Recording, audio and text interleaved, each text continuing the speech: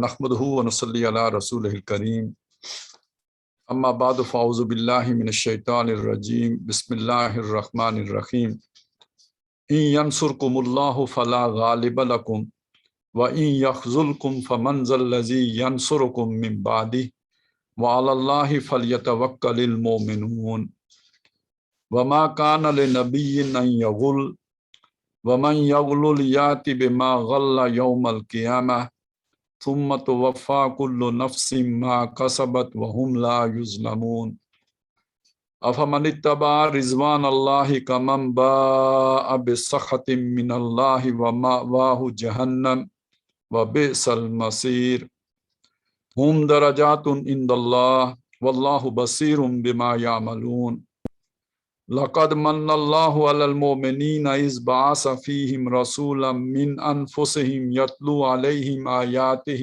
ويزكيهم ويعلمهم الكتاب والحكمة وإن كانوا من قبل لفي ضلال مبين أولما أصابتكم مصيبة قد أصبتم مثليها قلتم أن هذا قل هو من عند أنفسكم ان اللہ علی کل شیء قدیر وما اصابکم یوم التقى الجمعان فبإذن اللہ وليعلم المؤمنین وليعلم الذین نافقوا وقیل لهم تعالوا قاتلوا في سبیل اللہ او ادفعوا قالوا لو نعلم قتالا لاتبعناکم هم للکفر یومئذ اقرب منهم للایمان یقولون بافواہہم ما لیس فی قلوبہم واللہ اعلم بما یکتمون الذین قالوا لاخوانہم وقعدوا لو اطاعونا ما قتلوا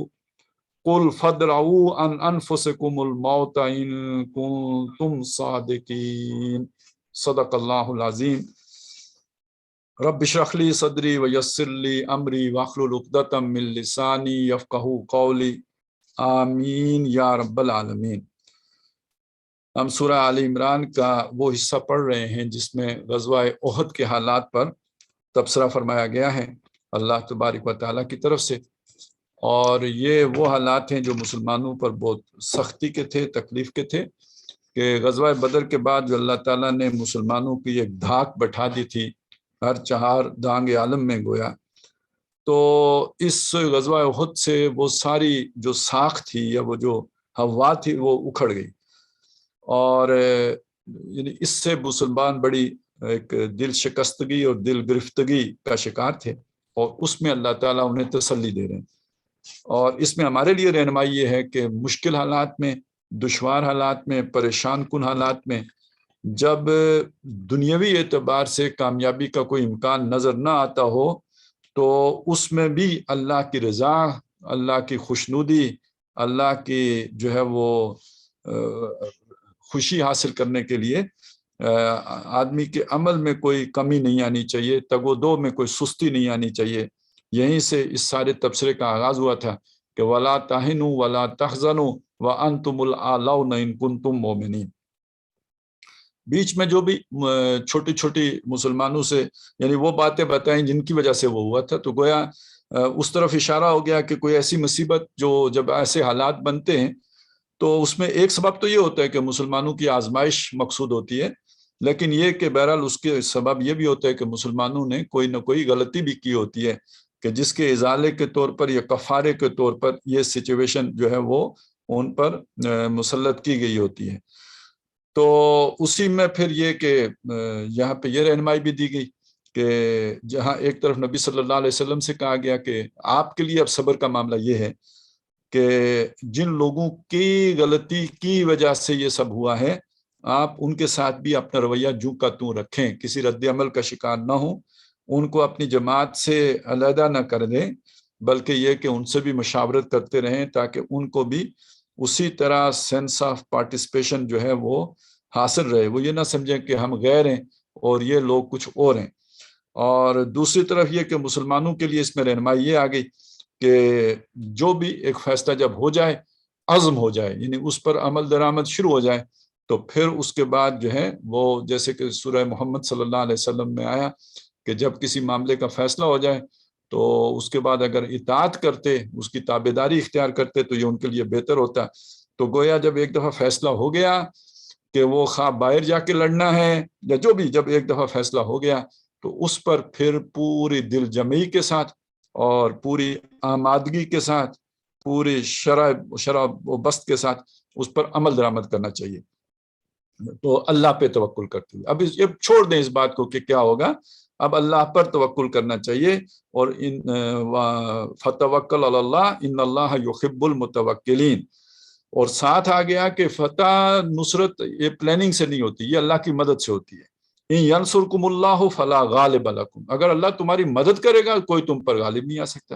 وَإِن يَخْذُلْكُمْ فَمَنْ ذَا الَّذِي يَنصُرُكُم مِّن بَعْدِهِ، اور اگر وہ تمہیں رسوا کرنے پہ آ جائے تو اس کے بعد کون تمہاری مدد کو آئے گا، کون تمہاری مدد کر سکتا؟ تو کون سے تمہارے اسباب ہیں جو تمہارے کام آ سکتے ہیں؟ اگر اس سیاق و سباق کے ساتھ جوڑ کے رکھیں، یہ تمہاری منصوبہ بندی ہے جو تمہارے کام آ سکے گی؟ نہیں، اللہ اگر ناراض ہو جاتا ہے تو پھر تمہیں کوئی مدد نہیں پہنچا سکتا، اور اگر اللہ تعالیٰ تم سے راضی ہے، خوش ہے اور تمہیں مدد دیتا ہے تو پھر کوئی تم پر غالب نہیں آ سکتا۔ تو اصل بات یہ ہے کہ وہ، اور اللہ راضی ہوگا جب تم اللہ پہ توکل کرو گے، اللہ پہ بھروسہ کرو گے، کہ ایک دفعہ جب عزم ہو گیا، ایک دفعہ جب وہ اس کام پر عمل درآمد شروع ہو گیا تو اب یکسو ہو کر اور بالکل ہر طرف سے توجہ ہٹا کر اس پر فوکس رہو، اور اس کے لیے اپنا تن من دھن لگانے کے لیے جو ہے وہ آمادہ رہو، اور اسی پر جو ہے اللہ تعالیٰ کی مدد آتی ہے، اس کا انحصار اس پر ہے۔ تم چاہتے ہو اللہ کی مدد آئے تو تقاضا یہ ہے کہ اللہ پر بھروسہ کرتے ہوئے ہر شے قربان کرنے کے لیے تیار ہو جاؤ، یعنی تمہاری طرف سے کوئی کسر باقی نہیں، تم نے کچھ اپنا ریزرو نہ رکھا ہو، کوئی تم نے انڈا کسی دوسری ٹوکری میں نہ رکھا ہو، سارے اسی ایک ٹوکری میں لا کے اللہ کے سپرد کر دو، پھر اللہ کی جو ہے وہ یہ ہے توکل۔ اور جب تم اس درجے اپنے آپ کو اللہ کے سپرد کر دو گے تو پھر ہے کہ اللہ کی طرف سے تمہاری مدد بھی آ جائے گی۔ تو یہ ہے جو یہ جملہ یہاں پہ آیا، ان ینصرکم اللہ فلا غالب لکم وَإِن يَخْذُلْكُمْ فَمَنْ ذَا الَّذِي يَنصُرُكُم مِّن بَعْدِهِ وَعَلَى اللَّهِ فَلْيَتَوَكَّلِ الْمُؤْمِنُونَ، تو اس کا وہ ربط و تعلق اس کے ساتھ جڑ گیا۔ اب اس کے بعد جو چیز کہی گئی ہے اس کا یعنی ایک سے زائد مفہوم بیان کیے گئے ہیں، پہلے ہم ترجمہ کر لیتے ہیں۔ فرمایا وَمَا كَانَ لِنَبِيٍّ أَن يَغُلَّ، یہ کسی نبی کی شان نہیں ہے، اس کے لیے روا نہیں ہے، اس کے مقام سے یہ فروتر ہے کہ وہ، اب اس کے دو معنی ہو سکتے ہیں جیسے کہ الفاظ آئے ہیں، ایک یہ کہ وہ کسی کے لیے قدورت رکھے، اور دوسرے یہ کہ وہ خیانت کرے۔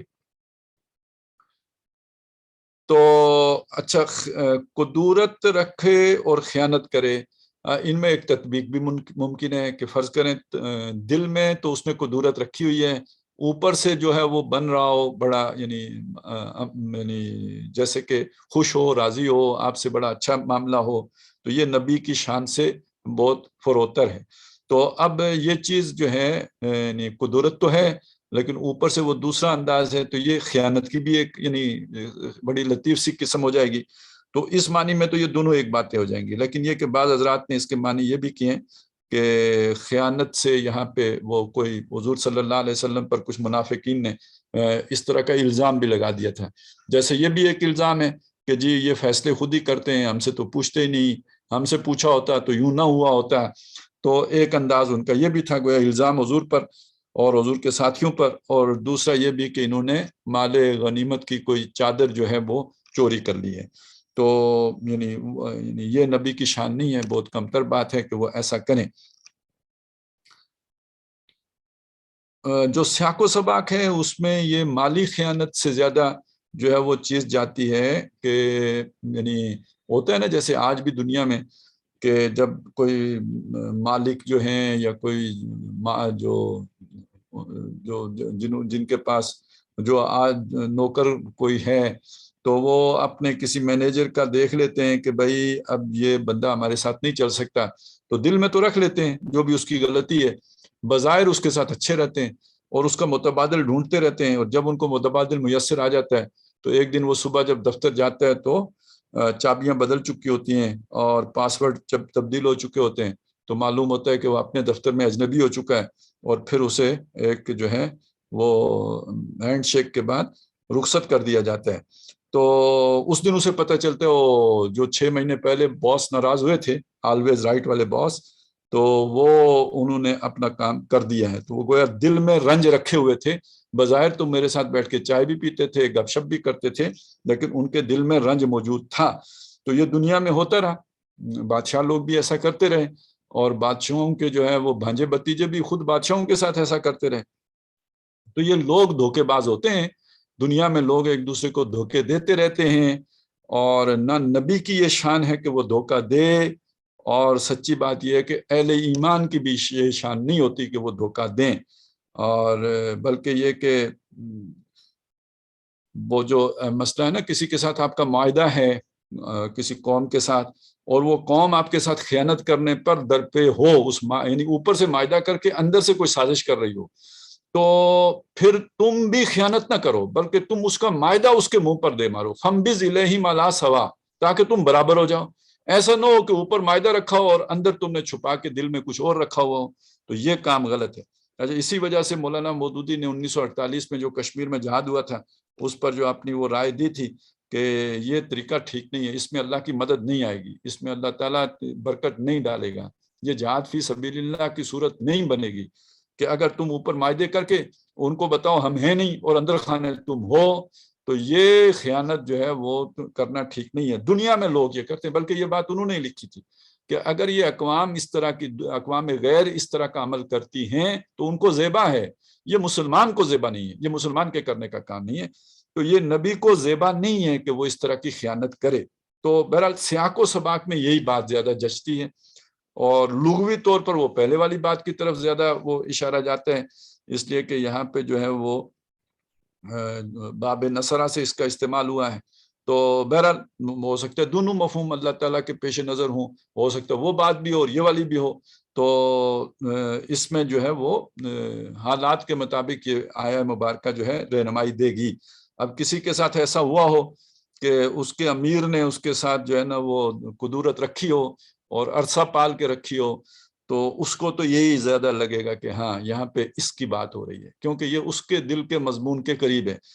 تو وما کان لنبی ان یغل ومن یغل، اور جس نے پھر اس طرح کی قدورت کی، اندر جو ہے وہ رنج رکھا، اوپر جو ہے نا دکھاوے کا جو ہے وہ تعلق رکھا، تو یاتی بما غلہ یوم القیامہ، تو اپنے اس کام کا یا جو بھی اس نے چھپا کے رکھا تھا اندر، تو وہ قیامت کے دن اللہ تعالیٰ اسے کھول کے لے آئے گا سامنے، صاف کر دے گا، اسے لوگوں کے سامنے لے آئے گا.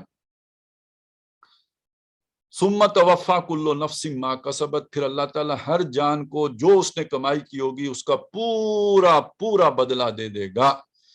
ایسا نہیں کہ بس وہ تھپکی دے کے کہے کہ ٹھیک ہے بھائی، وہ جیسے ایوب علیہ السلام کو کہا تھا نا کہ آپ نے یہ جو 100 کوڑا مارنے کی قسم کھا لی ہے بیوی کو، تو یہ بس 100 تنکے جوڑ کے تو ایک جھاڑو بنا کے تو وہ گویا آپ اس کو مار دیں تو یہ آپ کی قسم پوری ہو جائے گی، ہیلا کر لے گا.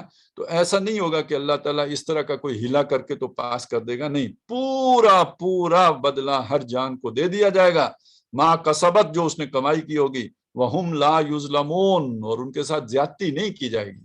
اور یہ زیادتی نہیں کی جائے گی یعنی یہ کہ اس سے زیادہ سزا بھی نہیں دی جائے گی، ظلم نہیں کیا جائے گا ان پر، جتنی ان کی بنتی ہوگی وہ اتنی ہی دی جائے گی. اور یہ جو بین الانسانی معاملات ہیں، جب کوئی ایک فرد دوسرے فرد کے ساتھ ایسا کرے اور اس زوم میں کرے کہ چونکہ میں تہجد گزار ہوں اور یہ والا جو ہے صرف فرض نمازیں پڑھتا ہے، تو میں اس سے درجے میں بلند ہوں اور اس بات کا حق رکھتا ہوں کہ ذرا اس کو جو ہے وہ تھوڑا رگڑا دے دوں اس طرح کا، اس لیے کہ لیسا علینا فی الامیین سبیل، ہم اعلیٰ لوگوں کو ان گھٹیا لوگوں سے ہم سے نہیں پوچھا جائے گا ان کے بارے میں، اس لیے کہ ہم تو اسپیشل بریڈ ہے. تو اگر ایسا کوئی کرے گا تو ایسا نہیں ہے کہ اس کو جو ہے وہ اس کے ساتھ زیادتی کی جائے، پورا پورا ہی بدلہ ملے گا اس کے ساتھ، اور ان کے ساتھ ظلم نہیں کیا جائے گا. تو دوسری بات یہ ہے کہ اگر کوئی ایسا سمجھ کے کر رہا ہوگا تو یہ اس کی غلط فہمی دور کر دی جائے گی، کیونکہ وہاں بھی اگر اس کو معاف کر دیا جائے تو جس کے اوپر اس نے زیادتی کی ہے یا ظلم کیا ہے اس پر ظلم ہو جائے گا، تو ان کے ساتھ بھی ظلم نہیں کیا جائے گا. یعنی لوگوں پر بالکل ظلم نہیں ہوگا، نہ مظلوم کو کی داد رسی نہ کر کے ظلم کو روا رکھا جائے گا، اور نہ ہی یہ کہ جس نے ظلم کیا ہے اس کو زیادہ سزا دی جائے گی. افمن اتبع رضوان اللہ کمن باء بسخط من اللہ ومأواہ جہنم. اب یہاں پہ ایک سوال اٹھایا، بھلا وہ شخص جس نے اتباع کی، پیروی کی، اللہ کی رضا کی، اللہ کی خوشنودی کی، وہ اس جیسا ہو سکتا ہے کہ جو اللہ کا غصہ کما کے لوٹا ہو اور اس کا ٹھکانہ دوزخ ہو، وبئس المصیر، جو لوٹنے کی بری جگہ ہے. اب یہ رضوان اللہ یہاں پہ کس چیز کو کہا گیا؟ سیاق و سباق میں چلیے. یہاں اللہ کی رضوان کس بات پہ ملے گی؟ جس پر، یعنی یہ جب سند مل گئی کہ آپ نے اللہ کی رضوان کا حق ادا کر دیا، اللہ کی رضا کا حق ادا کر دیا، تو اس کا لازمی نتیجہ اللہ کی نصرت کی صورت میں ظاہر ہوگا. افراد کی سطح پر کئی افراد ایسے ہیں جو مکے میں اس بات کا حق ادا کر چکے ہیں کہ یہ جو ہے ہم اللہ ہی کے لیے جیتے ہیں اور لوجہ اللہ ہی سب کچھ کرتے ہیں. وہ سورہ مکی صورت ہے نا، سورۃ الدہر، اس میں ذکر آ گیا نا، انما نطعمکم لوجہ اللہ لا نرید منکم جزاء ولا شکورا. ہم یہ جو تمہیں کھانا کھلا رہے ہیں، وہ جو غریبوں کو اور مسکینوں کو اور قیدیوں کو، تو یہ ہم تمہیں کھانا کھلا رہے ہیں صرف اللہ کی رضا حاصل کرنے کے لیے، اللہ کی خوشنودی کے لیے، اللہ کی چاہ کے لیے. لا نرید منکم جزاء ولا شکورا، ہم تم سے نہیں ارادہ رکھتے کسی بدلے کا، کسی جزا کا، اور نہ ہی دو بول شکریہ کے بھی ہم تم سے نہیں طالب، ان کے بھی. ہم تو صرف اللہ کے لیے کر رہے ہیں. تو انفرادی طور پر تو لوگ مکے میں بھی ایسے تھے، خال نہیں تھے، بلکہ یہ کہ اس جماعت کے جو مکے میں جو ایمان لائے تھے وہ سارے ایسے ہی تھے. لیکن یہ کہ یہاں اب ایک جماعت کی سطح پر معتد بے تعداد ایسے لوگوں کی ہو، تب اللہ کی وہ نصرت آئے گی. تو وہ لوگ کہ جنہوں نے اللہ پر توکل کرتے ہوئے، وعلی اللہ فلیتوکل المؤمنون جیسے اوپر آیا ہے، اس بات کی پرواہ نہیں کی، جیسے کہ آگے بھی آ جائے گا. اس کی تشریح جو ہے اگلے رکوع میں 18ویں رکوع میں آ جائے گی بہت اچھی طرح سے، اور وہاں پر ہم جو ہے اس پر بات بھی کر لیں گے. ذہن میں رہا تو اس کا حوالہ بھی دوبارہ دے جائیں گے، اس لیے کہ وہاں آیت نمبر 174 ہے کہ جس میں وَاتَّبَعُوا رضوان اللہ، اور انہوں نے پیروی کی اللہ کی رضوان کی، اس کا ذکر آیا ہے. تو وہ اس کی طرف جو ریفر کر کے جب دیکھیں گے، دونوں کا تقابل کریں گے، تو بات آپ کو بہتر طور پہ سمجھ میں آ جائے گی کہ یہاں رضوان اللہ سے مراد کیا ہے. یعنی جن کو جو چرکا لگا، جو زخم لگا، جو چوٹ لگی، جو نقصان ہوا، انہوں نے اللہ کی رضا کی خاطر اس پر کوئی چون چرا نہیں کی، بلکہ اس کو برداشت کیا، اور حوصلہ نہیں آ رہے. وہ پوری عظیمت کے ساتھ عزم الامور کا اس میں ذکر ہے 173 نمبر میں، اور پھر آگے جو ہے وہ نہیں، وہ حسبنا اللہ ونعم الوکیل جو ہے 173 نمبر میں آ گیا. یعنی وہ اللہ پر بھروسہ کرتے ہوئے ڈٹے رہے، جمے رہے. ان الذین قالوا ربنا اللہ ثم استقاموا، جو سورہ حامیم السجدہ میں، یہ ہیں جنہوں نے اللہ کی رضا کی جو ہے وہ اتباع کی ہے. یعنی اللہ تعالیٰ اگر اس پر راضی ہے، اس پر خوش ہے کہ مجھے چوٹ لگے، اس پر راضی ہے کہ میرا نقصان ہو جائے، میں بھی اس پر راضی ہوں، میں بھی اس پر خوش ہوں، مجھے بھی اس پر کوئی ناراضگی نہیں ہے. اور وہ لوگ ان کے برابر ہو سکتے ہیں جو اللہ کا غضب، اللہ کا غصہ، اللہ کی ناراضگی لے کر آئے ہیں، یعنی وہ جو 300 واپس آ گئے تھے. یا یہ کہ اگر کسی نے جو ہے وہ عین حالت جنگ میں، یا جن کا ذکر آگے آئے گا، وَقِيلَ لَهُمْ تَعَالَوْا قَاتِلُوا فِي سَبِيلِ اللَّهِ أَوِ ادْفَعُوا قَالُوا لَوْ نَعْلَمُ قِتَالًا لَاتَّبَعْنَاكُمْ. تو یہ وہ لوگ ہیں جو اللہ کا جو ہے وہ غصہ لے کے واپس آئے. تو یہ کیا برابر ہو سکتے ہیں؟ وَمَأْوَاهُ جَهَنَّمْ، اور اس کا یعنی اس میں پھر وہ بھی ہیں جن کی اللہ نے توبہ قبول کی، اور وہ بھی ہیں کہ جن کو پھر اسی رخ میں آگے بڑھایا، عبداللہ ابن ابی جیسے. اور وہ دوزخ جو ہے وہ ان کا پھر ٹھکانہ ہے اس کا. اور یہاں واحد کی طرف جو ہے وہ ضمیر واحد ہے، تو عین ممکن ہے کہ اسی شخص کی طرف اشارہ ہو، کیونکہ وہ جو 300 کو لے کے آیا تھا تو اس میں تو ہر طرح کے لوگ تھے. اس میں بولے بالے سادہ الطبیعت کے جو پروپیگنڈے کی شکار ہو گئے، اس کے قول غرور کے اور زخرف القول غرور کے، تو وہ بھی اس کے باتوں میں آ کے اس کے ساتھ آ گئے. تو ایسے بھی تھے، لیکن یہ کہ وہ خود تو بدنیت آدمی تھا، اور وہ بعد میں ثابت بھی ہو گیا، اسی لیے اسے جو ہے رئیس المنافقین کہتے ہیں. تو اس کا ٹھکانہ دوزخ بنا، وبئس المصیر، جو لوٹنے کی بری جگہ ہے. ہم درجات عند اللہ، ان کے درجے ہیں اللہ کے ہاں، یعنی دوزخ میں بھی درجے ہیں، جنت میں بھی درجے ہیں. سورہ بنی اسرائیل میں بھی اس کی طرف اشارہ ہے نا کہ آپ دنیا میں بھی تو دیکھتے ہو نا، پہلے تو کہا نا کلن نمد ہؤلاء وہؤلاء من عطاء ربک، کہ دنیا والوں کو بھی اللہ ترقی دے رہا ہے اور یہ دوزخ والوں کو، وہ آخرت والوں کو بھی اللہ ترقی دے رہا ہے، وہ جو جنت والے ہیں ان کو بھی ترقی دے رہا ہے. اور آخرت میں اکبر و درجات و اکبر و تفضیلا، یہاں پہ بھی درجے ہیں، کچھ آگے ہیں کچھ پیچھے ہیں، تو وہاں پہ بھی، لیکن وہاں کے درجے بہت بڑے ہوں گے. سب سے پہلے جنت اور دوزخ کا درجہ ہی کتنا بڑا فرق ہے، جو جنت میں ہوگا اور جو دوزخ میں ہوگا کتنا عظیم فرق ہے. اور پھر یہ کہ دوزخ کے اندر بھی یہ جو ہے وہ ویل ہے، اور یہ جو ہے وہ اس طرح کی جو ہے وہ اس سے بھی کوئی بڑی سخت چیز ہے. تو مختلف درجے وہاں کے بھی ہوں گے، اور اسفل درجہ بھی ہوگا اس کا. اور اسی طرح جنت کے بھی درجے ہوں گے کہ نچلے درجے کا جنتی اوپر کے درجے والے کو یوں دیکھے کہ جیسے ہم زمین سے ستاروں کو دیکھتے ہیں. تو یہ ہم درجات عند اللہ، اللہ کے ہاں بھی ان کے درجے ہیں. واللہ بصیر بما یعملون، اور جو کچھ وہ کر رہے ہیں اللہ تعالیٰ اسے دیکھتا ہے، سب اللہ کی نگاہ میں ہے، اللہ کو معلوم ہے کون کیا کرتا ہے. لقد من اللہ علی المؤمنین اذ بعث فیہم رسولا منہم یتلو من انفسہم یتلو علیہم آیاتہ ویزکیہم ویعلمہم الکتاب والحکمہ.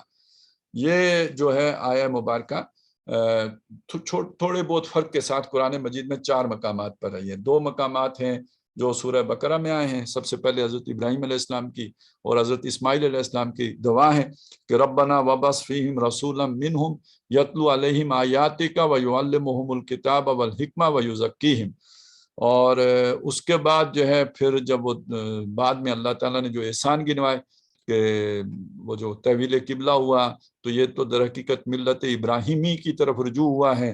اور پھر آگے جا کے یہ بتایا کہ جیسے یہ ہوا تو ایسے ہی کما ارسلنا فیکم رسولا منکم یتلو علیکم آیاتنا ویزکیکم ویعلمکم الکتاب والحکمۃ ویعلمکم ما لم تکونوا تعلمون.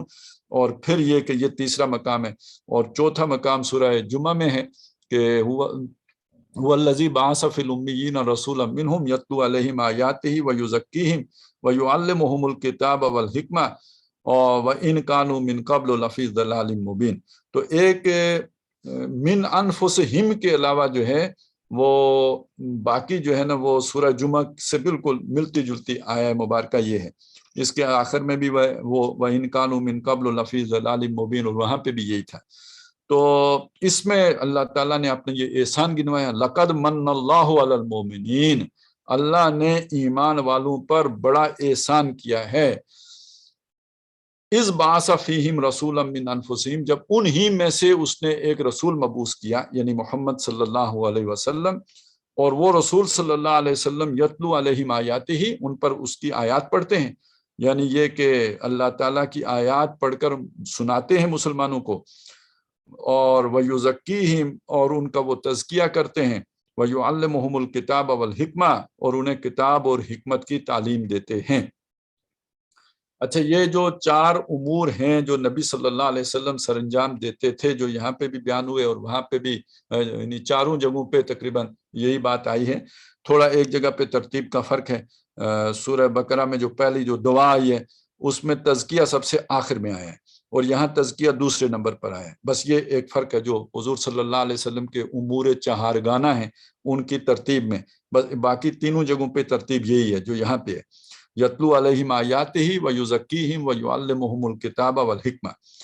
اور اس میں اگر آپ دیکھیں گے تو یہ لوگوں نے علیحدہ علیحدہ بھی کیے ہیں. مطلب بعض لوگوں نے جو ہے وہ تلاوت آیات کو علیحدہ رکھا، اور یزکیہم تزکیے کو بالکل علیحدہ کیا، اور اسی طرح حکمت کو جو ہے وہ بھی علیحدہ کیا کہ اسے سنت قرار دیا. یہ اس طرح کی بھی بات ہے. لیکن یہ کہ ایک رائے یہ بھی ہے کہ یہ 4 کام جو ہیں یہ قرآن مجید ہی کے گرد گھومتے ہیں، اور قرآن مجید ہی کی مختلف جہتیں ہیں. مثلا یہ کہ پہلی بات یتلو علیہم آیات ہی، اللہ کی آیات سنانا، تلاوت کرنا، پڑھنا، یعنی یہ اللہ کا پیغام پہنچانا، جو بلغ ما انزل الیک من ربک، یہ تبلیغ دعوت اس کے لیے آ گیا. یزکیہم، وہ ان کا تزکیہ کرتے ہیں، جس کا مطلب یہ ہے کہ قرآن مجید کی جو تبلیغ ہے اور قرآن مجید کا جو پیغام ہے اور قرآن مجید کی جو آیات بینات ہیں، خاص طور پر جو ایمان کو ڈیفائن کر رہی ہیں، اس سے بندہ مومن کا تزکیہ ہوتا ہے، اس سے اس کے دل کی دنیا میں تبدیلی واقع ہوتی ہے. تو گویا قرآن مجید ہی جس کو آیات، جو آیات نور ہیں، جو جیسے آیات بینات ہیں، یعنی یہ دو یعنی ایک ہی بات ہو گئی، بینات اور نور۔ ویسے یہ سورہ نور کے شروع میں ہے کہ یہ وہ ہے فرضنا جو ہے یہ ہم نے فرض کی ہے، اور اس میں وہ بھی آیات ہیں کہ جو آیات بینات ہیں، اور ایک وہ جو یعنی جو احکام کی آیات ہیں۔ تو یہ جو آیات بینات یعنی یا آیات نور، جیسے سورہ نور میں بھی آیت نور ہے، اللہ نور السماوات والارض، تو وہ جو آیات ہیں وہ انسان کی کیفیات یا انسان کے دل پر اثر انداز ہوتی ہیں۔ یعنی قرآن کا ایک حصہ ایسا ہے جو ایمان پیدا کرنے کا ذریعہ بنتا ہے۔ اذا تلیت علیہم آیاتہ زادتہم ایمانا، جب ان پر اللہ کی آیات پڑھی جاتی ہیں تو اس کے نتیجے میں ان کا ایمان بڑھ جاتا ہے، ان آیات کے سننے کے نتیجے میں ایمان بڑھ جاتا ہے۔ ایمان اور عمل یہی تو تزکیہ ہے، ان دونوں کے مجموعے کا نام تزکیہ ہے۔ الا ان اولیاء اللہ لا خوف علیہم ولا هم یحزنون، سن رکھو کہ اللہ کے جو دوست ہیں ان کے اوپر کوئی جو ہے وہ نہ حزن ہے نہ غم ہے۔ اور یہ کون ہے؟ الذین آمنوا وکانوا یتقون، جو ایمان لائے اور جن چیزوں سے اللہ نے روکا ہے ان سے رک گئے اور پرہیزگار ہو گئے، اور وہ پرہیز کرتے رہے، متقی اور پرہیزگار بنے وہ۔ تو یہ ہیں کہ جو اولیاء اللہ ہیں، تو تزکیہ والے وہی ہوتے ہیں نا جو اولیاء اللہ ہوتے ہیں۔ تو اب اولیاء اللہ میں کی دو صفتیں بیان کی ہیں قرآن نے، الذین آمنوا وکانوا یتقون۔ اب ظاہر ہے کسی میں ایمان کم اور تقوی بھی اتنا ہی، اور کسی کا ایمان بھی بہت اور تقوی بھی اتنا بہت زیادہ، اسی طرح پھر تزکیہ بھی کسی کا تھوڑا ہوگا کسی کا زیادہ ہوگا۔ تو گویا یہ بھی قرآن مجید ہی ہے جو یعنی قرآن ہی کے ذریعے سے تزکیہ ہوا۔ وَيُعَلِّمُهُمُ الْكِتَابَ، اور وہ ان کو کتاب کی تعلیم دیتے ہیں، مراد یہ ہے کہ وہ انہیں احکام کی تعلیم دیتے ہیں۔ قرآن مجید کا وہ حصہ جس میں اللہ کے کوئی کمانڈمنٹس آئے ہیں، حکم آئے ہیں، احکام آئے ہیں، کتب علیکم الصیام، یا یہ کہ کتاب موقوتا، یہ نماز تمہارے اوپر لکھی ہوئی ہے اور ایک وقت کے ساتھ، یعنی وقت کے مقررہ پر پڑھنی ہے، اور اس طرح کی جو ہے کتب علیکم القصاص اور کتب علیکم القتال۔ تو یہ جو اللہ کی طرف سے احکام آئے ہیں انہیں کتاب کہا گیا ہے۔ اب ان احکام کا پر عمل درآمد کیسے کرنا ہے یہ نبی صلی اللہ علیہ وسلم سکھاتے ہیں۔ اللہ نے حکم دیا نماز پڑھو، اور نماز پڑھنی کیسی ہے یہ حضور سکھائیں گے، یعلمہم الکتاب، اس پر وہ پڑھنے کا طریقہ حضور سکھائیں گے۔ اسی طرح حج کا حکم ہے، اس کے مختلف احکام ہیں جو اللہ نے دے دیے ہیں، تو ان احکام پر کی ایگزیکیوشن، اس پر عمل درآمد کیسے ہوگا وہ حضور صلی اللہ علیہ وسلم تعلیم کریں گے۔ تو یعلمہم الکتاب، تو گویا قرآن ہی کا وہ حصہ جو احکام پر مشتمل ہے یعنی کتاب کہلائے گا۔ تو ویسے تو پورا قرآن بھی کتاب ہے، الکتاب ہے، لیکن اسی کتاب کے اندر ایک اور کتاب بھی ہے جو کتاب الاحکام ہے، اور وہ جو پہلے تھی وہ کتاب الآیات تھی، یا یہ کہ کتاب النور تھی، اور یہ کتاب الاحکام ہے۔ تو اس کی تعلیم دیتے ہیں، والحکمہ، اور حکمت کی تعلیم دیتے ہیں۔ وہ بھی گویا جو سنت ہے یا جسے حکمت کہا گیا تو وہ بھی قرآن مجید ہی کی تشریح ہے، کان خلقہ القرآن، اور وہ در حقیقت قرآن حکیم ہے، یہ حکمتوں برا قرآن ہے۔ اور ذالک مما اوحی الیک ربک من الحکمہ، یہ جو از قسم حکمت ہے جو کچھ آپ پر آپ کے رب نے اتارا ہے، اس لیے اسے قرآن حکیم کہتے ہیں۔ تو یہ سمجھنا کہ حکمت قرآن میں نہیں ہے یہ بھی بہت یعنی ایک بات عجیب سی لگے گی۔ تو گویا ایک رائے یہ ہے کہ یہ چاروں چیزیں جو ہیں یعنی یتلو علیہم آیاتہ ویزکیہم ویعلمہم الکتاب والحکمہ، در حقیقت تعلیم قرآن ہی ہے۔ خیرکم من تعلم القرآن وعلمہ، تو یہ محمد الرسول اللہ قرآن ہی پڑھا کر یہ چاروں کام کرتے رہے۔ اس میں یعنی ایک تو ٹھیک ہے ہمارے وہ عام لوگ ہیں ان کا اپنا ایک خیال ہے، تو ڈاکٹر صاحب تو اس معاملے میں بڑے کلیئر تھے، ان کی سوچ تو یہی تھی کہ یہ جو تلاوت آیات ہیں اس کے نتیجے میں تزکیہ خود بخود ہوتا ہے اور لازمن ہوتا ہے۔ لیکن بعد میں اس پر بڑی بحثیں ہوئیں، ہمارے جو بھی ڈاکٹر صاحب کو اس وقت جو ہے وہ ان کے یوں سمجھ لیجئے کہ مستند فالوورز کہلاتے ہیں، یا جو دعوے دار ہیں اس بات کے کہ ہم ہیں ڈاکٹر صاحب کو لے کر چلنے والے 100%، تو ان کے ہاں پھر یہ سوچ بنی کہ نہیں، تزکیہ تو کوئی فرد کرے گا، اور اس کی دلیل عاقب صاحب یہ دیتے تھے کہ یزکیہم، اس میں ایک جو ہے وہ فاعل ہے موجود، یعنی وہ ان کا تزکیہ کرتے ہیں۔ تو وہ آج کل ویسے تنظیم والوں نے میرے بارے میں یہ بھی مشہور کر رکھا ہے نا کہ یہ اگر گلاس کہے خالی ہے تو خالی گلاس کو کہے بھرا ہوا ہے تو اس کو بھی ثابت کر دیتا ہے. تو مسئلہ ہے ایسے کوئی پاگل ہے کوئی اس طرح کر سکتا ہے؟ یعنی آپ سوچیں کہ ایک شے جو وجود ہی نہ رکھتی ہو کوئی اس شے کا وجود ثابت کر سکتا ہے؟ دجال کر سکتا ہے، شیطان کر سکتا ہے، لیکن یہ کہ کوئی اور آدمی تو نہیں کر سکتا. تو یہ بھی ایک پروپیگنڈے کا طریقہ ہوتا ہے کہ اس کی باتیں سننے کا فائدہ نہیں ہے، اس لیے کہ وہ تو ہر جو ہے نا اول فول کو بھی درست ثابت کر سکتا ہے. تو بہرحال یہاں تو ایک سمپل سی بات ہے، اگر بندہ تھوڑی سی بھی عقل سے کام لے تو اگر اس وجہ سے کہ یہاں فاعل کوئی اور ہے جو ان کا تزکیہ کر رہا ہے اس لیے یعنی خود سے تزکیہ نہیں ہو سکتا، تو پھر یتلو علیہم آیات ہی میں بھی تو فاعل کوئی اور ہے، تو پھر خود سے تلاوت بھی نہیں ہو سکنی چاہیے. کیا خیال ہے؟ پھر تلاوت بھی کوئی اور کرے، بندہ صرف سن سکتا ہے، قاری سدیس صاحب کو سن لیا کرے یا کسی اور کو سن لیا، خود کیسے پڑھے گا؟ تو یہ ایسے جو ہے نا بندے چکر کھاتے ہیں یا چکر دیتے ہیں سمجھ نہیں آتی.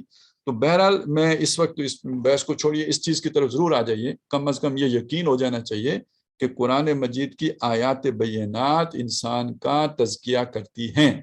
چنانچہ میں آپ کو وہ آیات تو سنا ہی چکا ہوں کہ جس میں یہ بات آئی ہے کہ جب قرآن پڑھا جاتا ہے تو زادتہم ایمانا، ان کے ایمان میں اضافہ ہوتا ہے.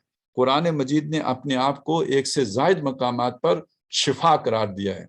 وَنُنَزِّلُ مِنَ الْقُرْآنِ مَا هُوَ شِفَاءٌ، یہ جو قرآن میں نازل کیا گیا ہے وہ شفا ہے.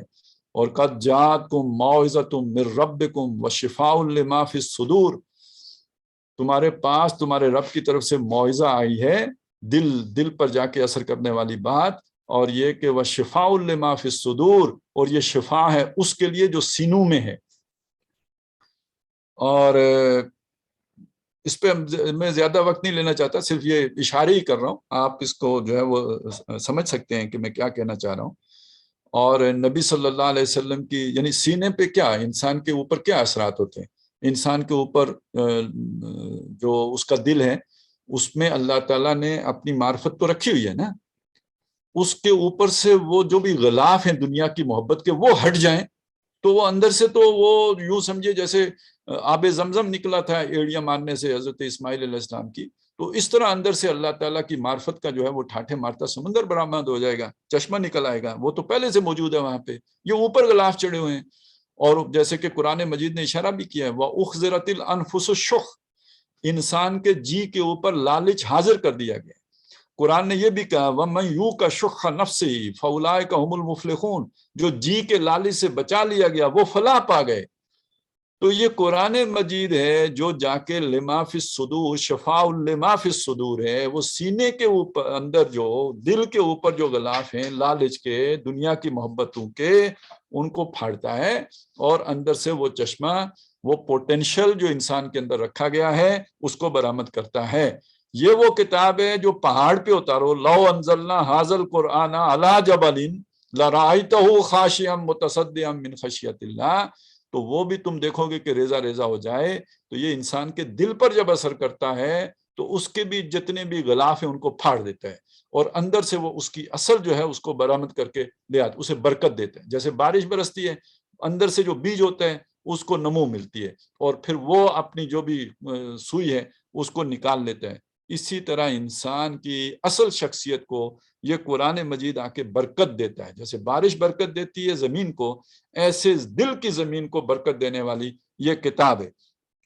مجھے ایک نبی صلی اللہ علیہ وسلم کی جو سکھائی ہوئی ایک دعا کی طرف بھی ذہن گیا ہے کہ جس میں طویل دعا ہے، اللہ کی حمد و ثنا ہے، اس کے آخر میں پھر قرآن مجید کے لیے جو ہے وہ دعا مانگی گئی کہ ویسے یہ جتنی بھی قرآن حضور نے مانگا ہے حضور اللہ سے اس کے مضامین کھلنے کا، تو اسألک ان تجعل القرآن ربیع قلبی و نور صدری و جلاء حزنی و ذہاب ہمی و غمی، تو اس سے پہلے اللہ کی حمد و ثنا ہے اور اپنی وہ ابدیت جو ہے اس کو ظاہر کیا گیا ہے.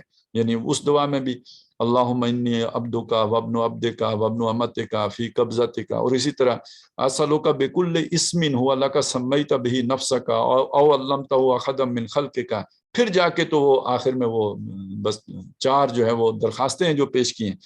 تو اسی طرح یہ بھی ہے، اس کے شروع میں بھی اللہ تعالیٰ کو اسی طرح مخاطب، وہاں تو باقاعدہ اسماء جو ہے وہ دیے گئے، اللہم بدیع السماوات والارض ذا الجلال والاکرام والعزت التی لا ترام اسألک یا اللہ یا رحمان بجلالک و نور وجہک. اور یہ پھر اس میں ایک جو چیز مانگی ہے وہ کیا ہے، وہ الفاظ یہ ہیں کہ اللہ میں تجھ سے یہ جو درخواست کا ان تفرج بہی عن قلبی، اس قرآن کے ذریعے سے جو کچھ میرے دل کے اوپر ہے اسے پھاڑ دے، اسے دور کر دے، اس سے مجھے آزاد کر دے. تو دل کے اوپر کیا ہے وہ میں آپ کو بتا چکا، یہ دنیا کی محبت ہے، یہاں کے لالچ ہیں. وَأُحْضِرَتِ الْأَنفُسُ الشُّحَّ، یہی وہ بات ہے جو مفلحون کے لفظ کے اندر پوشیدہ ہے. قد افلح المؤمنون ومن یوق شح نفسه فاولئک هم المفلحون قد افلح من زکاها قد افلح من تزکا. تو یہ ایک ہی بات ہے، فلاح اور تزکیہ. تو اس کو سمجھ لیں کہ وہ جو فلاح ہے یعنی وہ پھاڑ دینا اس شے کو جس کے اندر دل جکڑا ہوا ہے، وہ لالچ ہے دنیا کا، وہ محبت ہے دنیا کی، وہ ارج ٹو ڈومینیٹ ہے، یا یہ جو بھی آپ کی ایڈ اور لیبیڈوز کے جو بھی تقاضے ہیں وہ ہیں کہ جس کے اندر دل بیچارہ جو وہ معرفت کی جو بھی وہ ٹمٹماتی شمع ہے وہ اس کے اندر جو ہے وہ پھنس کے رہ گئی ہے، دب کے رہ گئی ہے. اب وہ جو دبی ہوئی ہے اندر وہ کوئی بلاسٹ ہوگا تو کھلے گی. تو یہ لو انزلنا ھذا القرآن علی جبل لرأیتہ خاشعا متصدعا من خشیۃ اللہ. پہاڑ پھاڑ دیتا ہے تو اس کو کیوں نہیں پھاڑ لے گا؟ تو فلاح حاصل ہو جائے گی، کامیابی مل جائے گی، اور یہ جو رکاوٹیں ہیں یہ دور ہو جائیں گی. اور فلک تحمل عقبہ، ایک گھاٹی سے نہیں گزر سکا. وما ادراک ما العقبہ فک رقبہ او اطعام فی یوم ذی مسغبہ یتیما ذا مقربہ او مسکینا ذا متربہ. یہ ساری رکاوٹیں دور ہوں گی جب یہ کرنٹ پہنچے گا، جب یہ انرجی ملے گی، جب آپ کے وہ جیسے وہ پارس جو ہے وہ چھوتا ہے کسی جو ہے وہ پتھر کو وہ سونا بنتا ہے، تو اس طرح جب یہ قرآن آپ کے دل کی تار کو چھوئے گا تو اس سے آپ کا تزکیہ ہوگا، صفائی ہو جائے گی، جلا مل جائے گی. تو گویا یہ تلاوت آیات کا نتیجہ ہے در حقیقت تزکیہ نفس. یتلو علیہم آیاتہ ویزکیہم ویعلمہم الکتاب والحکمہ وان کانوا من قبل لفی ضلال مبین. اور اس سے پہلے وہ تھے بالکل کھلی گمراہی میں. اچھا، اس سے وہ کھلی گمراہی، اس سے مجھے خیال آ رہا ہے کہ یہ جو قرآن مجید ہے نا، ہدایت اس کے ساتھ ہے، نور اس کے ساتھ ہے، روشنی اس کے ساتھ ہے. اس کے علاوہ کہیں بھی آپ تلاش کریں گے تو گمراہی کی طرف جائیں گے. یہ قرآن خود کہتا ہے. وہ سورہ، اسی سورہ مبارکہ کے پہلے حصے میں جو ہے وہ اہل کتاب کا ذکر آیا ہے کہ وہ تو اس کے قریب اگر تم ان کی بات سنو گے نا تو وہ تمہیں یردوکم بعد ایمانکم کافرین، وہ تمہیں ایمان لانے کے بعد واپس کفر میں لے کے چلے جائیں گے. کیف تکفرون وانتم تتلی علیکم آیات اللہ وفیکم رسول. کیسے کفر کرو گے تم پر اللہ کی آیات پڑھی جاتی ہیں اور تم میں اللہ کے رسول موجود ہیں. وَمَن يَعْتَصِمْ بِاللَّهِ فَقَدْ هُدِيَ إِلَىٰ صِرَاطٍ مُسْتَقِيمٍ. جو اللہ سے چمٹ گیا، پکڑ لیا اللہ کو مضبوط اس نے. اور مطلب کیا ہے؟ اللہ کی کتاب وَاعْتَصِمُوا بِحَبْلِ اللَّهِ، ایک آیت کے بعد یہ مضمون آ گیا اسی جگہ پہ. تو جو اللہ کی رسی سے چمٹ گیا یعنی اللہ کی کتاب سے چمٹ گیا. اللہ سے چمٹنے کا مطلب ہی اللہ کی کتاب سے چمٹنا ہے. اللہ کی معرفت کا ذریعہ بھی یہی ہے، اس کے سوا کوئی اور ذریعہ نہیں ہے. تو جو اللہ کی اس کتاب کے ساتھ چمٹ گیا وہ تو سیدھی راہ پر گامزن کر دیا گیا. فقط ہدی الی صراط مستقیم. اور اس کا برعکس کیا ہوگا؟ مفہوم مخالف کیا ہوگا؟ جس نے اس کو چھوڑ دیا وہ گمراہ ہو گیا. اس کو تو کہیں چیلیں لے گئیں، وہ گدھ لے گئے اسے، اب وہ کہاں جو ہے وہ ہدایت پر آ سکتا ہے؟ یہ وہ مضمون ہے جو حدیث میں آئے ہیں کہ وَمَنِ ابْتَغَى الْهُدَىٰ فِي غَيْرِهِ أَضَلَّهُ اللَّهُ. جس نے ہدایت تلاش کی اس قرآن کے علاوہ کہیں جا کر اللہ اسے گمراہ کرے گا. میں آگے نکلنا چاہتا تھا لیکن یہ کہ یہ مضمون ایسا ہے کہ پکڑ لیتے ہیں. اب اسی میں ایک چیز اور آ رہی ہے. ہمارے ہاں اللہ کی معرفت، اللہ سے تعلق، اللہ سے لو لگانا، اللہ کی یاد کو اپنے دل میں بسانا، اس کے لیے لوگوں نے بڑے طریقے نکالے. وہ یعنی ایک آدمی کو پہلے عادی بناؤ کہ وہ کنسنٹریٹ کر سکے، تو وہ جسے دیکھ سکتا ہے پہلے اس پر اس کو فوکس کراؤ. وہ جیسے موم بتی والے ہوتے تھے، موم بتی مافیا کی بات نہیں کر رہا، وہ جو ٹیلی پیتھی والے جو ہوتے تھے. تو اسی طرح وہ تصور شیخ، یعنی آپ اپنے جو شیخ تو دیکھا ہوا ہے نا، اس کا تصور خوگر پیکر محسوس اگر انسان کی نظر ہے تو یہ جس خوگر جس پیکر کو دیکھا ہوا ہے، چلیں اس کی کہ خوگر تو ہو لو نا، اس کا تصور قائم کرو. نیکسٹ سٹیپ میں حضور کا تصور قائم کرو، چلیں وہ بھی آسان ہے، انسان ہی ہے. پھر اللہ کا تصور قائم کرو.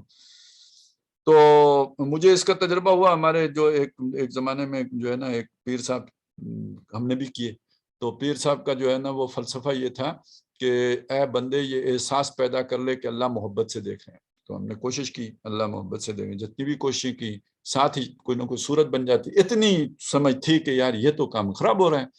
تو بہرحال مطلب یہ ہے کہ آپ کیسے اللہ کا تصور کر سکتے ہیں؟ ایک انسان جو اس کے اپنے تصورات ہیں وہ وہی ہیں جو اس کے حواس خمسہ کی گرفت میں آتے ہیں، اس سے آگے کا کوئی تصور ہی نہیں ہے.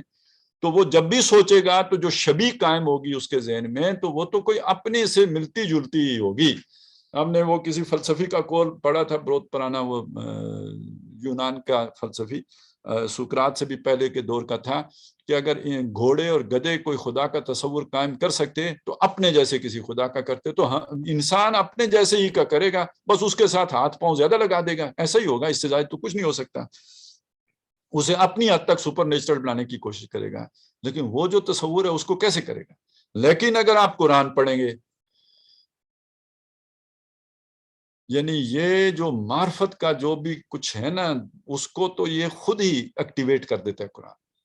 اب ذرا سوچیں نا، آپ صرف الفاظ پہ غور کرنا ہے، آپ نے کوئی کسی شخصیت پہ غور نہیں کرنا، جو قرآن کے الفاظ ہیں ان پہ غور کرنا ہے. سبح للہ ما فی السماوات والارض وہو العزیز الحکیم لہ ملک السماوات والارض یحیی ویمیت وہو علی کل شیء قدیر هو الاول والآخر والظاہر والباطن وہو بکل شیء علیم هو الذی خلق السماوات والارض فی ستۃ ایام ثم استوى علی العرش یعلم ما یلج فی الارض وما یخرج منها وما ینزل من السماء وما ینزل من السماء وما یعرج فیها وهو معکم اینما کنتم واللہ بما تعملون بصیر لہ ملک السماوات والارض وإلی اللہ ترجع الامور یولج اللیل فی النہار ویولج النہار فی اللیل وہو علیم بذات الصدور هو اللہ الذی لا الہ الا هو عالم الغیب والشہادہ هو الرحمن الرحیم هو اللہ الذی لا الہ الا هو الملک القدوس السلام المؤمن المہیمن العزیز الجبار المتکبر سبحان اللہ عما یشرکون هو اللہ الخالق البارئ المصور له الاسماء الحسنى یسبح له ما فی السماوات والارض وهو العزیز الحکیم. یسبح للہ ما فی السماوات والارض له الملک وله الحمد وهو على كل شيء قدير هو الذي خلقكم فمنكم كافر ومنكم مؤمن والله بما تعملون بصير خلق السماوات والارض بالحق وصوركم فاحسن صوركم واليه المصير يعلم ما في السماوات والارض ويعلم ما تسرون وما تعلنون. ذرا آپ اس قرآن مجید کو، میرا نہیں خیال کہ کوئی ایک سطر بھی ایسی ہوگی کہ جس میں کسی ضمیر میں یا کوئی اللہ کے اسم کے ساتھ اس کا ذکر نہیں آئے گا. تو اگر آپ کا ایک مضبوط تعلق قرآن مجید سے قائم ہو گیا تو اللہ کی معرفت کا، اللہ سے تعلق کا، اللہ کا تصور قائم کرنے کا، اللہ کی پہچان حاصل کرنے کا اس سے زیادہ معتبر، اس سے زیادہ اتھینٹک، اس سے زیادہ مستند، اس سے زیادہ صحیح ترین طریقہ آخر اور کون سا ہو سکتا ہے؟ خطرے سے پاک، لا یاتیہ الباطل من بین یدیہ ولا خلفہ، اس پر باطل نہ سامنے سے آ سکتا ہے نہ پیچھے سے آ سکتا ہے. یہ کتاب عزیز. تو بھئی یہ اگر آپ کو اللہ کا تعارف نہیں دے سکتی، اللہ کی پہچان نہیں کرا سکتی، اللہ سے آپ کو نہیں جوڑ سکتی، تو پھر کون سی شے ہوگی جو آپ کو اللہ سے جوڑے گی؟ پھر کون سی شے ہوگی کہ جس کے ذریعے سے آپ اللہ سے چمٹ سکیں گے؟ جبکہ یہ وہ شے ہے جسے حدیث نے کہا یہ اللہ کی رسی ہے، ممدود من السماء الی الارض، جو آسمان سے زمین تک تنی ہوئی ہے. اور یہ کہ طرفہ بایدیکم و طرفہ بید اللہ، ایک سرا تمہارے ہاتھ میں ہے، دوسرا سرا اللہ کے ہاتھ میں. تو جب اتنی کلیئر بات آ گئی تو اللہ سے جوڑنے والی شے، کنیکٹ کرنے والی شے، تعلق بنانے والی شے تو حدیث نے واضح کر کے ہمیں بتا دی یہ ہے. اور یہی وہ وسیلہ ہے، یبتغون الیہم الوسیلہ، یہ وسیلہ کسی اور کو نہیں ملا، جو وسیلہ جس کی لوگ تلاش میں تھے، یہ محمد الرسول اللہ کے ذریعے سے اللہ نے ان کی امت کو عطا کیا۔ الرحمن علم القرآن خلق الانسان علمہ البیان، یہ وسیلہ ہے اللہ سے جڑنے کا۔ اس کو جو چھوڑ کر دائیں بائیں جائے گا، اس نعمت کو ترک کر کے، اور پھر تو وہ کسی شیطان کے اڈے ہی چڑھے گا۔ یہی تو ہوا تھا نا، جو جب بنی اسرائیل نے نبذ فریق منہم کتاب اللہ وراء ظہورہم، اللہ کی کتاب کو پیٹھوں کے پیچھے پھینک دیا، اور تو پھر چلے کس پر؟ واتبعوا ما تتلو الشیاطین علی ملک سلیمان، چلے اس پر جو جادوگر پڑھ کے سناتے تھے انہیں، اس کے پیچھے چلے۔ تو اسی طرح ہوگا پھر کہ جب آپ اللہ کی کتاب، اس کے علاوہ کہیں آپ تزکیہ تلاش کریں گے، اللہ کی کتاب سے ہٹ کر اللہ سے تعلق جوڑنے کے لیے کوئی وسیلہ تلاش کریں گے، تو پھر واتبعوا الشیاطین ہی ہوگا، اور شیطان آئے گا اچھے روپ میں ہی۔ وہ آپ سمجھ رہے ہیں کوئی اولیاء اللہ ہیں، آدم علیہ السلام نے بھی تو یہی سمجھا تھا نا کہ کتنا کوئی مقرب فرشتہ ہے جو مجھے بتا رہا ہے یہ دانا کھا لے اور یہ کھا کے تو ملک بن جائے، فرشتہ بن جائے گا، بلکہ یہ کہ ملک لا یبلا، ہمیشہ کی بادشاہی تمہیں حاصل ہو جائے گی۔ تو بس ایسا ہی فرشتہ کوئی آپ کو بھی مل جائے گا، بلکہ وہاں بھی وما انزل علی الملکین ببابل ہاروت و ماروت، وہ بھی فرشتے ہی آئے تھے وہاں بھی۔ تو اس کو یہ متقی صورت، نور ٹپکتا جو ہے، اس کو چھوڑیں، یہ نور ہے جو آپ کو اللہ تعالیٰ نے عطا کیا ہے، اس کے پیچھے چلیں، نہیں تو پھر گمراہی ہے۔ قرآن ہے تو اسی میں ہدایت ہے، اور اس سے پہلے بھی گمراہی تھی، آج بھی اگر کوئی اسے چھوڑے گا تو اس کے نصیب میں گمراہی آئے گی۔ وَإِن كَانُوا مِن قَبْلُ لَفِي ضَلَالٍ مُبِينٍ۔ میرا خیال ہے آج اسی پہ اکتفا کرتے ہیں۔ اقول قولی ھذا واستغفر اللہ لی ولکم ولسائر المسلمین والمسلمات۔